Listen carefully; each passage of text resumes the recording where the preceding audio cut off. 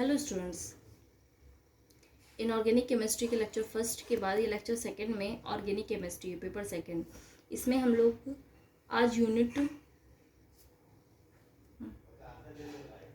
Third cover up करेंगे। Unit third में fourth chapter है ईथर्स एंड एपॉक्साइड्स।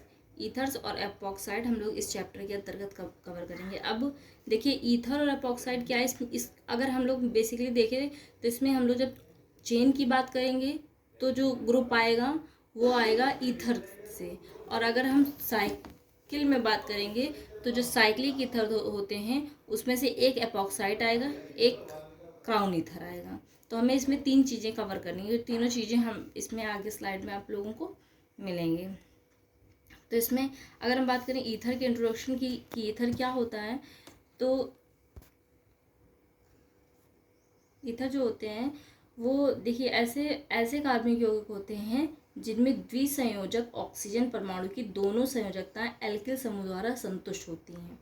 इसमें देखिए आप लोगों को पिक्चर में दिख भी रहा है, ऑक्सीजन लगा हुआ है, इसकी ऑक्सीजन की दो संयोजकताएं होती हैं, दो वैलेंसी होती हैं, तो दोनों तरफ क्या लगे हैं, एल्किल लगे हैं। इसमें जो एल्किल लगा हुआ है वो अलग अलग एल्किल लगा हुआ, मतलब इसमें आर एक एल्किल शो कर रहा है, आर डैश एक अदर एल्किल शो कर रहा है। ज़रूरी नहीं कि आप दोनों साइड में सेम एल्किल लगाएं। अगर आप सेम एल्किल लगाते हैं, इधर भी इधर अगर देखा जाए तो दो तरीके के होते हैं। अगर सेम एल्किल लगे ईथर में तो उसको हम बोलेंगे सिमेट्रिकल ईथर यानी सममित ईथर, और अगर डिफरेंट एल्किल लगेंगे तो उनको हम बोलेंगे अनसिमेट्रिकल ईथर यानी असममित ईथर। नेक्स्ट क्या है, नेक्स्ट अगर ईथर की बात ethers form a very important class of compounds having the general structure formula ROR। वही दिखाया गया कि ROR इसका जनरल स्ट्रक्चरल फॉर्मूला होता है। तो यहाँ पे जो ROR है ये भी सेम ईथर ही है। इसमें कैसा ROR में कैसा एल्किल लगाएगा, दोनों तरफ सेम एल्किल लगाएगा। अगर एग्जांपल के तौर पे ले लें तो CH3OCH3 C2H5 OC2H5। लेकिन अगर हम नॉन सिमेट्रिकल की या अनसिमेट्रिकल की बात करेंगे तो OCH3 OC2H5 ये ले सकते हैं। अगर हम ईथर के जनरल फॉर्मूले की बात करें तो देखिए ये टाइपिंग मिस्टेक है थोड़ी सी। इसका जनरल फॉर्मूला होता है CnH2n प्लस H2n+2O। ये इसका जनरल फॉर्मूला होता है। यहाँ पर ये जो n है ये स्मॉल रहेंगे, ये आपको दिख रहा है, ये CnN फिर H2n+2 स्मॉल सफिक्स में जाएगा और फिर O। ये इसका जनरल फॉर्मूला होता है। अब यहाँ पे हम n की जगह 1 2 3 4 कितना भी हम रखें और इसका एक ईथर का फॉर्मूला निकल के आएगा। इसके बाद क्या होता है, अगर बात देखिए इसमें क्या होता है, समावयवता तो आप लोग जानते ही हैं। जो ईथर में समावयवता होती है ये दो तरह की होती है, एक होती है क्रियात्मक समूह समावयवता, एक होती है मध्यवर्ती समावयवता। इसके अलावा दूसरी कोई समावयवता ये प्रदर्शित नहीं करते। फंक्शनल ग्रुप आइसोमेरिज्म और मेटामेरिज्म। फंक्शनल ग्रुप आइसोमेरिज्म में क्या होता है, जैसे अल्कोहल और ईथर के साथ में होता है, इनका क्या होता है, जो अणु सूत्र होगा वो तो समान होगा लेकिन जो क्रियात्मक समूह होगा वो अलग अलग होगा। जैसे CH3OCH3 और CH3CH2OH। इसमें क्या होता है, CH3 में क्या होता है, इनका अगर हम अणु सूत्र की बात करें तो C2H6O आएगा। दोनों में दो कार्बन है, 6 हाइड्रोजन है, 1 ऑक्सीजन है। चाहे हम एथिल अल्कोहल की बात कर लें, चाहे हम डाइमेथिल ईथर की बात कर लें, दोनों में क्या होगा, दो कार्बन होंगे, 6 हाइड्रोजन होंगे और 1 ऑक्सीजन होगा। लेकिन अगर इनको हम लिखना चाहें तो दो तरीके से लिख सकते हैं, CH3OCH3 ये हो गया आपका ईथर, और CH3CH2OH ये हो गया आपका अल्कोहल। तो इसमें कौन सी आइसोमेरिज्म हो जाएगी, इसमें हो जाएगी फंक्शनल ग्रुप आइसोमेरिज्म यानी क्रियात्मक समूह समावयवता। अगर बात करें मध्यवर्ती की तो इसमें क्या होता है, मेटामेरिज्म। इसमें क्या होता है कि किसी भी फंक्शनल ग्रुप के स्थान में परिवर्तन होता है।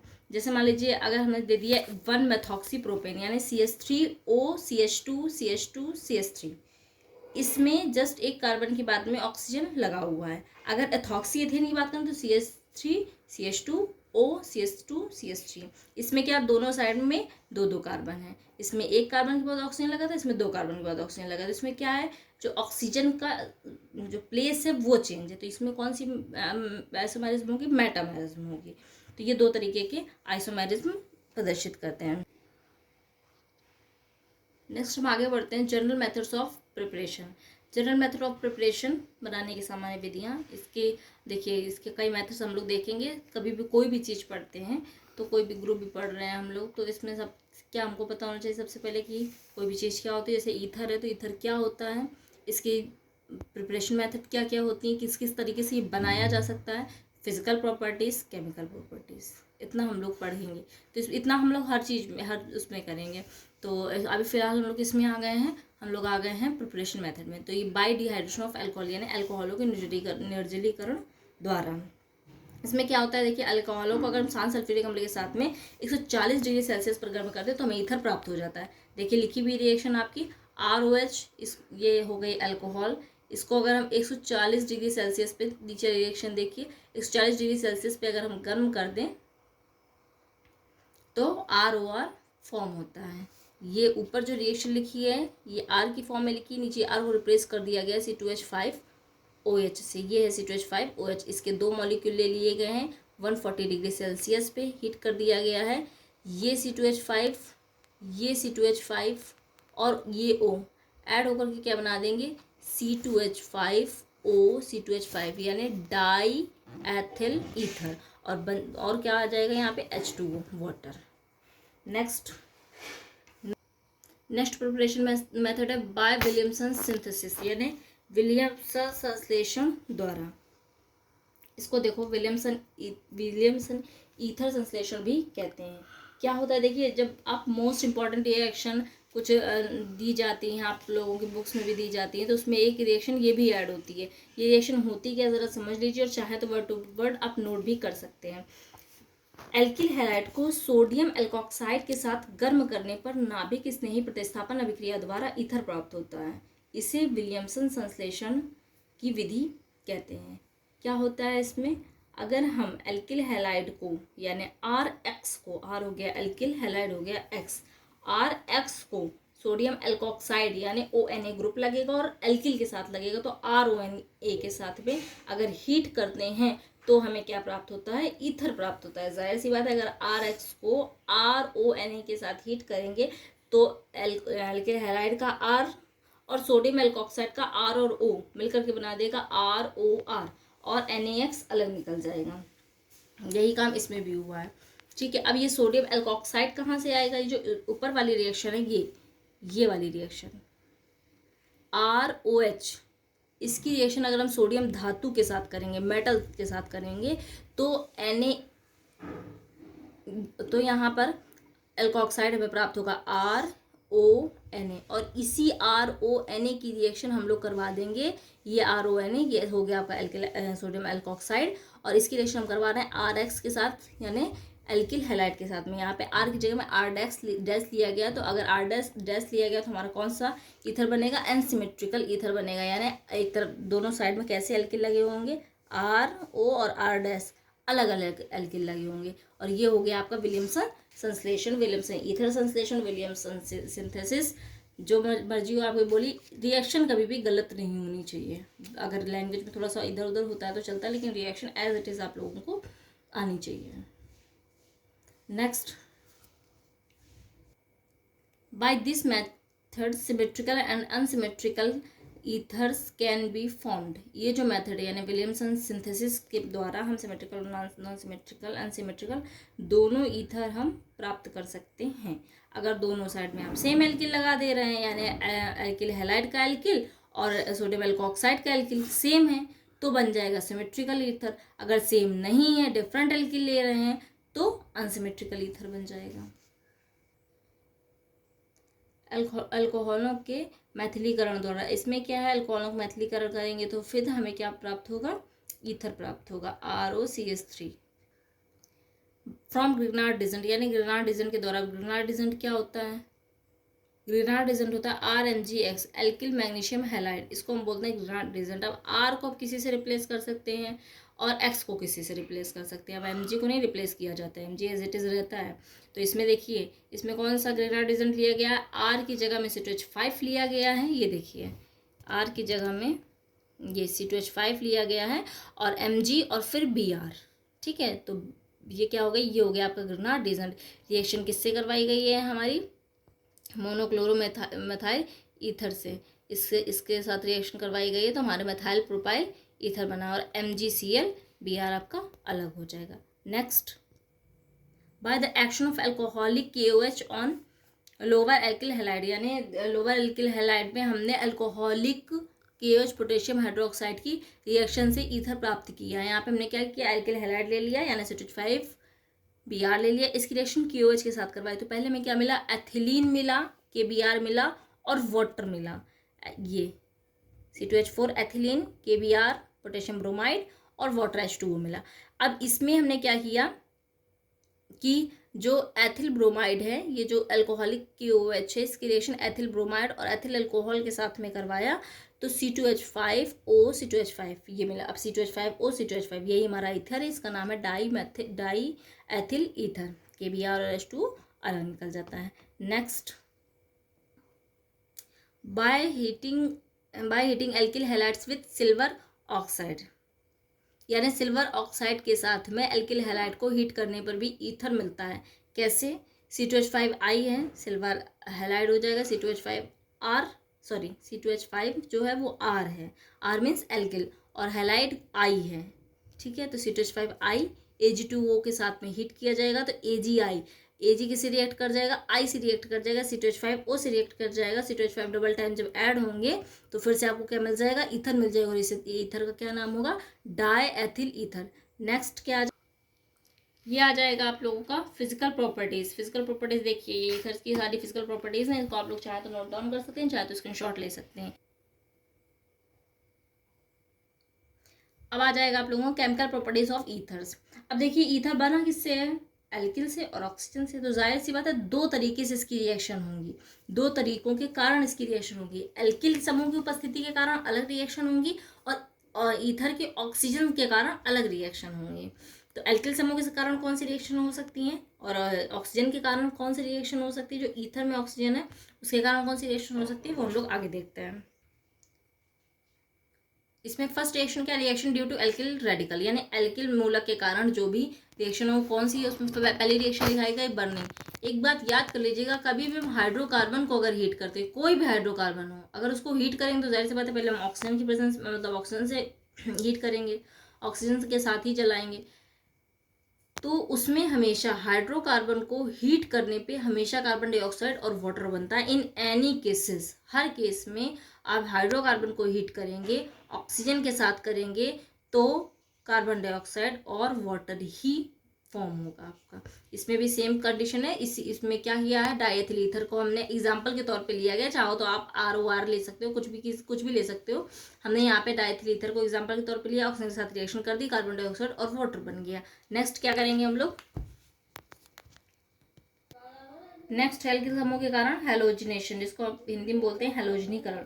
इसमें क्या होता है, अंधेरे में अगर क्लोरीन या ब्रोमीन के साथ क्रिया की जाए तो ईथर से अलग प्रकार के क्रिया मिलती है। कैसे भैया, हमने ईथर लिया, यहाँ पर सेम ईथर लिया गया, देखिए C2H5O C2H5 लिखें, चाहे CH3CH2O CH2CH3 लिखा जाए। इसकी रिएक्शन हैलोजिनेशन की बात है तो किससे की जाएगी, क्लोरीन से की जाएगी। किस में की जाएगी, अगर डार्क में करते हैं यानी हम लोग अंधेरे में करते हैं तो क्या प्राप्त होगा आप लोगों को,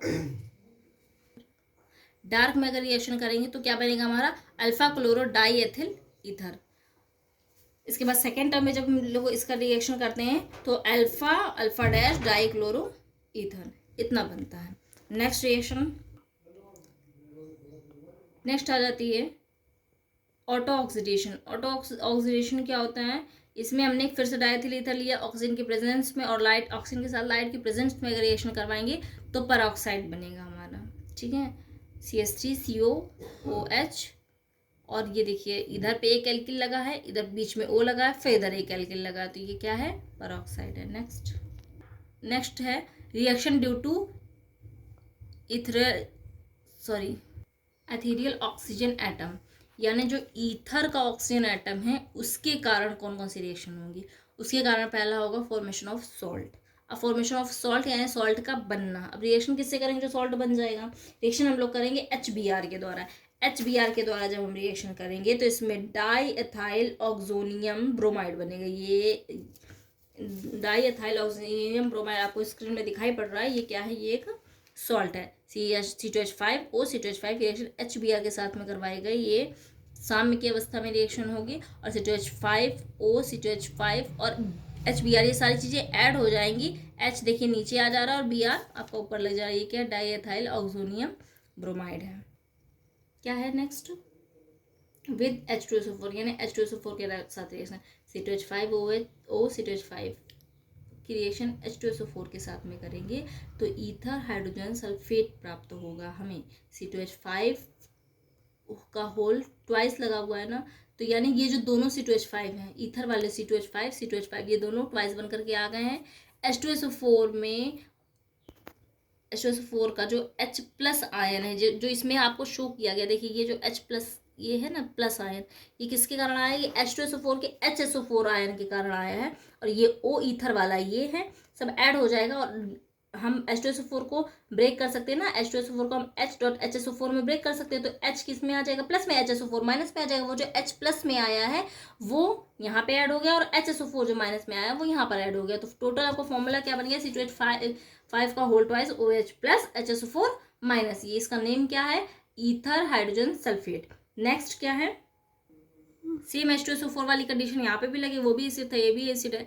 HCl के साथ भी लगेगी। HCl को कैसे ब्रेक किया जाता है, H प्लस Cl माइनस में ब्रेक किया जाता है। C2H5O C2H5 की रिएक्शन करेंगे, C2H5 का होल ट्वाइस बन करके आ जाएगा, O बन करके आ जाएगा, H प्लस ऐड हो जाएगा। तो फॉर्मूला के इधर का क्या बन जाएगा, एक जो आपका पार्ट बनेगा C2H5 का होल ट्वाइस OH प्लस और Cl माइनस, नाम क्या आ जाएगा इसका, ईथर हाइड्रोक्लोराइड। नेक्स्ट क्या आएगा,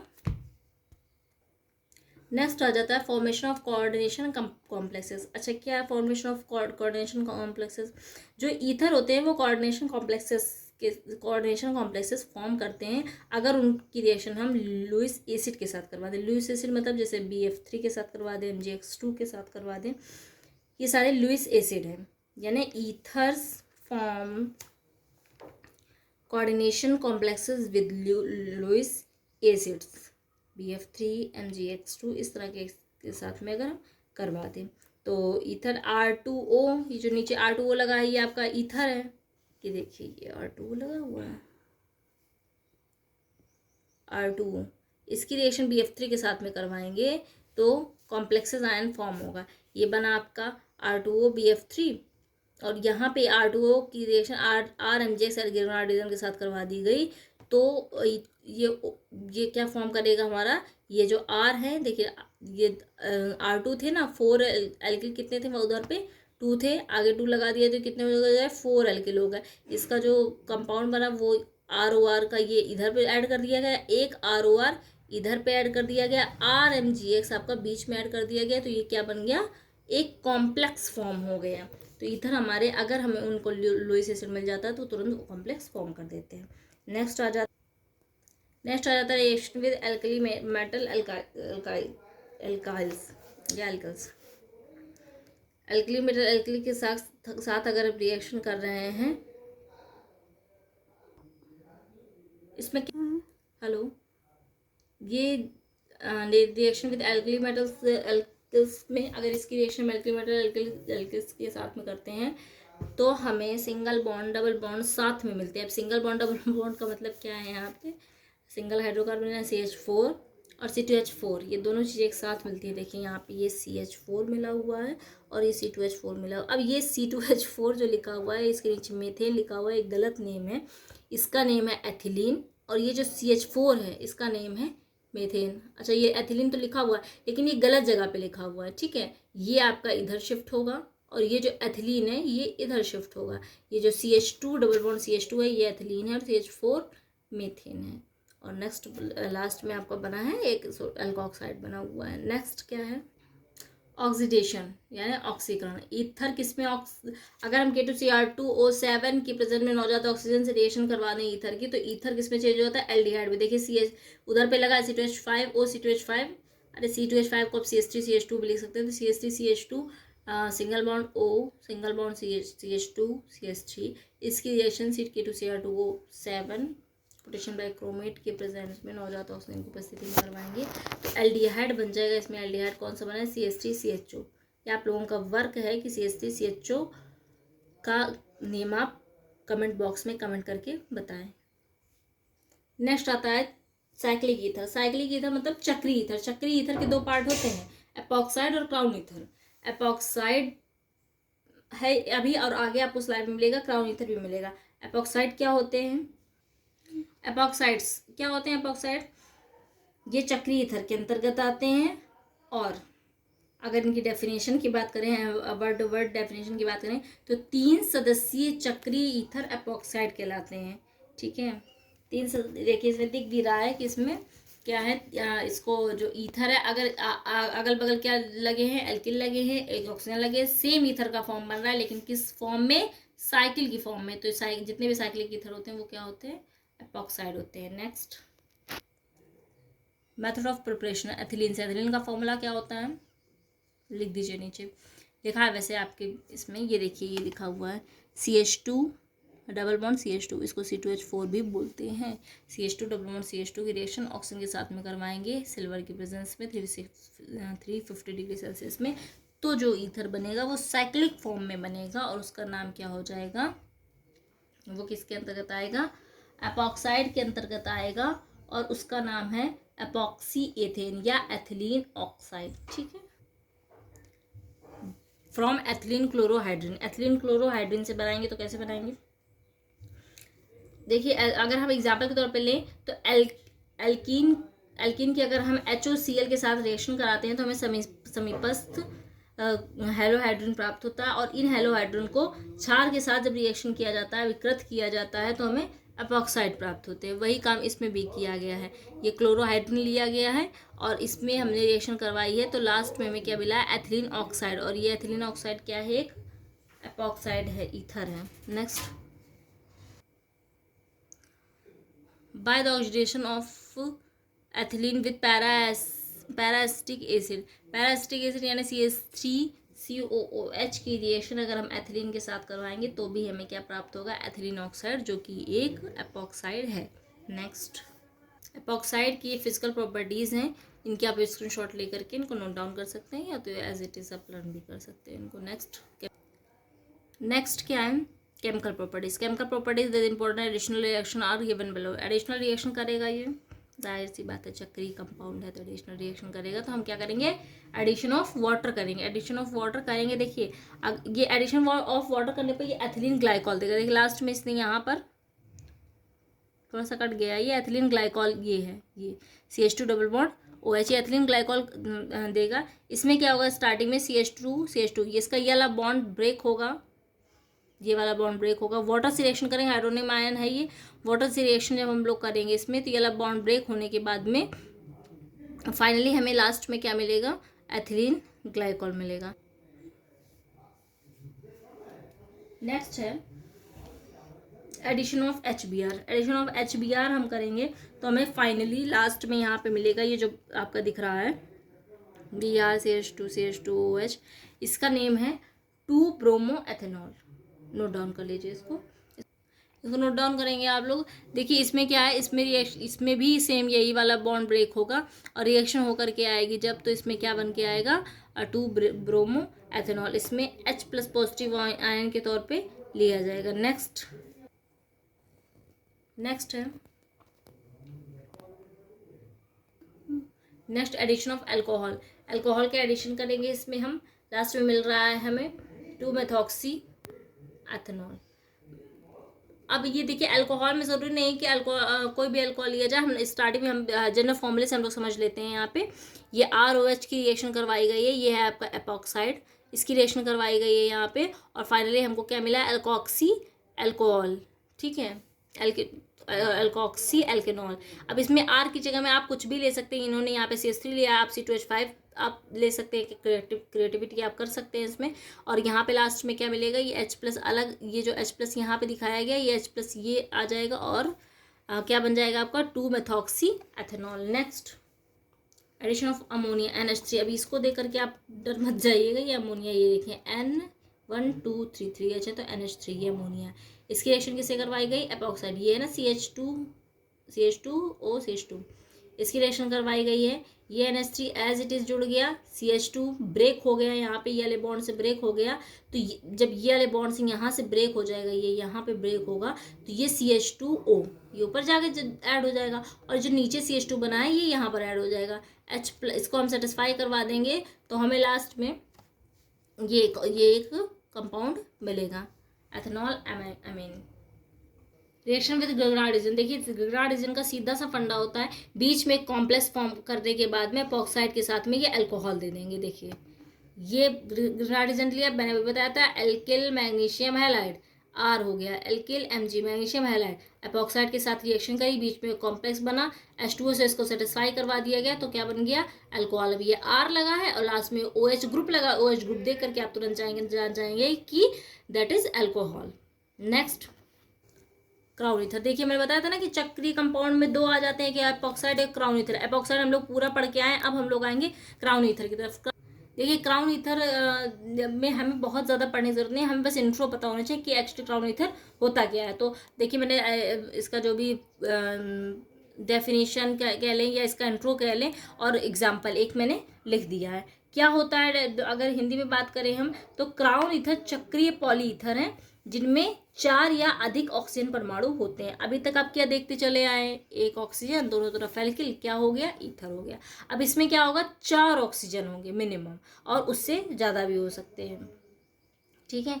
और इसको हम लोग क्या बोलेंगे, इसको हम लोग बोलेंगे क्राउन ईथर, जिसमें कम से कम 4 और उससे अधिक ऑक्सीजन हो सकते हैं, उसको हम बोलेंगे क्राउन ईथर। होगा किस फॉर्म में, चक्रीय यानी साइक्लिक फॉर्म में होगा, वो साइक्लिक के अंदर पढ़ रहे हैं तो चक्रीय फॉर्म में होगा। अगर इसके एग्जाम्पल की हम बात करें तो सोडियम क्राउन 5B इसका एग्जाम्पल हो सकता है, ये जो अभी नेक्स्ट स्लाइड में आप लोगों को दिखाई पड़ेगा, सोडियम क्राउन 5B इसका एक एग्जाम्पल है। इसका जो सबसे सरलतम सदस्य है, नोट डाउन कर लीजिए, 18 क्राउन 6 ईथर, ये इसका सबसे सरलतम ईथर है।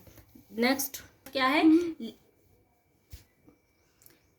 इसमें एक तरफ क्या है, इसमें है लिथियम क्राउन 4 जो इस साइड है, ये है आपका लिथियम क्राउन 4, और ये क्या है, ये है सोडियम क्राउन 5, ठीक है। That's it, thank you class.